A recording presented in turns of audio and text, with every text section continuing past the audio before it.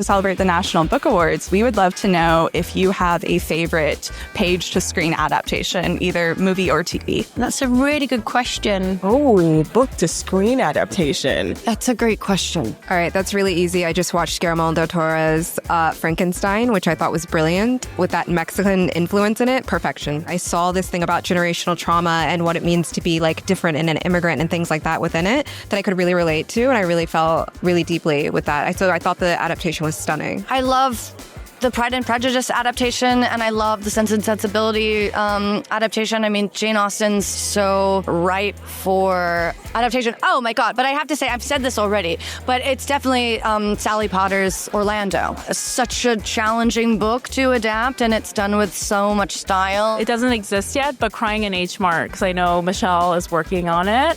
And we need to make it happen. Anna Karenina, it wasn't a film, but it was in the BBC, and it was long, and that was kind of gorgeous and grinding. You're just willing her to make the right choices at the end, and it's so fatalistic. But so that was good. Still star-crossed with Lashana Lynch. So it's an adaptation of Romeo and Juliet, and it is beautiful because it was race-aware casting before Bridgerton. What comes to mind is Revolutionary Road. It's a very moving, powerful, truthful film. The Maltese Falcon, the coolest film in the history of the world. True Grit is like untouchable anytime anyone has told that story. There's the classic ones, Princess Bride. The book is phenomenal. A rare kind of equal book to movie. That's just like fantastic. You can't, and equal in different ways, because you want the adaptation to be like kind of its own. The Slaughterhouse-Five, the version is it's weird, and I think at the time they felt like it missed the mark, but it kind of holds up. I really love it. Game of Thrones. And I think it does.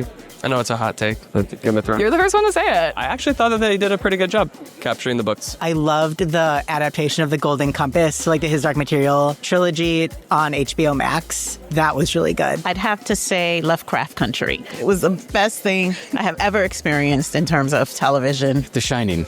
Is everybody saying that? No. Is it? Okay, I'm the first one. Okay, don't let anybody else say that. Well, I did hear your prior guest mention The Shining, and then, of course, it stuck in my head. It made a huge impression on me when I was, I think in 7th or 8th grade when I saw it, and it sort of blew my mind, and I kind of never got over it. I mean, the sound design alone is sort of like just heightens the suspense in that film to the point of just being unbearable. It's wonderful. And there's the moment on the tricycle, and it's the rugs, floor, rugs, floor, rugs, floor. Clockwork Orange, that's not for everybody, but again, it made a deep impression on me when I saw it. Far too young. Kind of never got over that one. Hamaguchi Ryusuke's Drive My Car. It's really lovely as a film on its own, but as an adaptation, it does a really lovely job of keeping its own integrity whilst honoring the story. I feel like I have to say Howl's Moving Castle. One of the all-time greats. Definitely some creative choices made, but I think all of them succeed. And I mean, one of the all-time performances of Christian Bale. I think it's Daisy Jones and the Six. The music, the casting, the costumes. You have Suki Waterhouse, Camille Monroe, Riley Keough, holy trinity of just like gorgeous, talented women. Yeah, I think that was a fantastic adaptation. I love the book, but I loved the TV show. I love Holes by Louis Sacker. I love Stanley Yelnats. It's one of my favorite books of all time. I love it so much. I have 2 cats. One cat's name is Machine Gun Kitty, and the other cat's name is Kissing Cat Barlow. So I am the biggest fan of Louis Sacker and Holes in the entire world.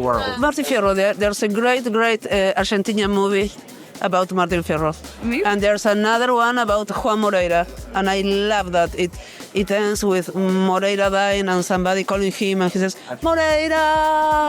And I always remember that and I love it. I have a short film. I know I shouldn't be plugging my own, but so I wrote this poetry book called Becoming Ghosts. That's what I'm nominated for. The short film comes from my poetry book. It's called We Were the Scenery. It's about my family. My parents were Vietnam War refugees who ended up being cast as extras from the refugee camp, and they were in Apocalypse Now. The other answer I thought of, I was just on the plane rewatching Call Me By Your Name and weeping. My heart, it makes me feel cleansed every single time I watch it. The Talented Mr. Ripley. It's almost one of the only films I will watch again and again and again. All of Us Strangers, based on Strangers by Taiichi Yamada. That's on my list to read now because I thought it was an amazing movie and it's an amazing premise. Oh, I think the most recent one has been Normal People because I actually read it and watched it simultaneously, and it's really hard to pick which one is better. I mean, the book is wonderful, but the show is done beautifully. I know I'm going to steal someone else's recommendation, but I was going to say this anyway. Arrival. Ted Chiang's Arrival. Arrival, featured Amy Adams. Arrival is so beautiful. I also thought the psychological kind of philosophical themes in the movie were so exquisite, and how they handled it, I thought it was wonderful. It captures the mystery of the book and then does what only cinema can. So no, it's absolutely fantastic, and I think Denis Villeneuve did a brilliant job with Ted Chiang's work. I really liked Sharp Objects. I mean, Amy Adams. Well, what I liked about that is, she came up in Junebug where she was just this sunshine, and then she did Sharp Objects where she was just rain cloud. I was like, whoa, you really can do everything. And Patricia Clarkson, oh my God. Anything with Patricia Clarkson where she's wearing a bold red lip, sign me up.